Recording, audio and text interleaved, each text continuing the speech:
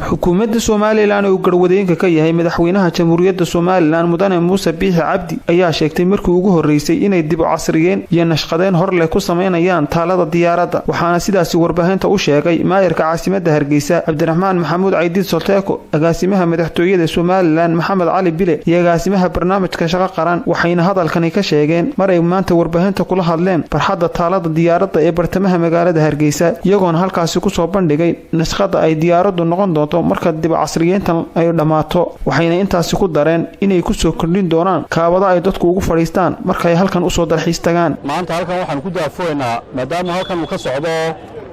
dhismihii museumkii qaranka oo la dhigi doono taariikhdii Soomaaliland oo dhan inaan uga faa'iideysano barxaddan baanka hortiisa oo ay ku taalay diyaaradii qaranka Soomaaliland ee airportka ka kacday hushaysay in isla halkan looga faa'iideysto iyo diyaaradiina lagu celinayo in barxadii ay fadhiisanayeen ardayda dadka soo booqanaya ee imanaya muxuu ahaa museumka taariikhda inay halkan fadhiistaan ilaahay jannadii ka waraabiyo waxaan halkan uga mahadnaqaynaa leenahay ilaahay jannada ka waraabiyo maayir cawl oo ahaa maayirkii noo dhigay diyaaradda imikana wixii ka dambeeya waxay noqon doontaa barxad weyn oo museumkana ay fadhiistaan ardaydu iyadoo diyaaradana la saari doono qaabka quruxda badan ee halka ku arkaysan ay noqon doonto goobtan ama miidaankan waa miidaanka taariikhda Soomaaliland daawayaro dhami kaba warhaya wax farbadan oo taariikha qaar badan baa isweydiiyay diyaaraddan qudheedu waxay tahay jiilba bedelayaa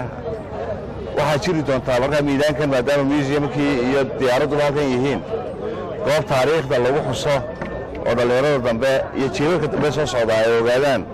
taariikhdooda iyo halkay soo martay iyo dhibaatadii jirtay si ay ugu faraadeeyaan qarannimadooda marka miidaanka sidaa la tilmaamay boorka ku taalla miidaan qurux badan oo taariikhda lagu xuso Soomaaliland ku noqon doona waxba iska bedeli doona qaabka diyaaradda iyo sida ay eg tahay muddo dheer bay saaray dayactir bay u baahan tahay in la dayactiro si aanay u soo dhicin iyada qudheedu oo dabaylaha iyo roobabkii wixii kala dambeeyay muddada dheer wax kale waxbay yeelayaan marka insha Allah maanta waxa weeyaan dhagax dhiga hawshii baana bilaabaysa miidaan qurux badan ayuu noqon doonaa insha Allah bismillaahir rahmaanir rahiim sida hore loo sheegay maanta waxa la daafurayaa taalada diyaaradda oo qayb ka ah museumka dhismihiisa socdo oo noqonaysa sida maayirku sheegay meesha ay ku nasanayaan dadku dhalinyarada ardayda cid kasta oo meesha marka aad bay maadsantiin dawladda hoose madaxweynaha qaranka iyo isaguna ku deeqay in maaragtay taaladaas la dhiso shirkadda Zak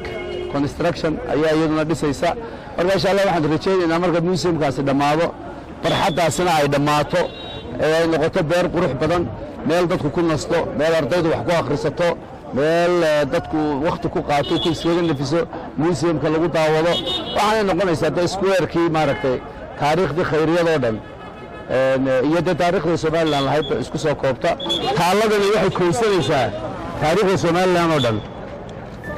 diyaaraddu waa mid ka mid ah taariikhii oo ahayd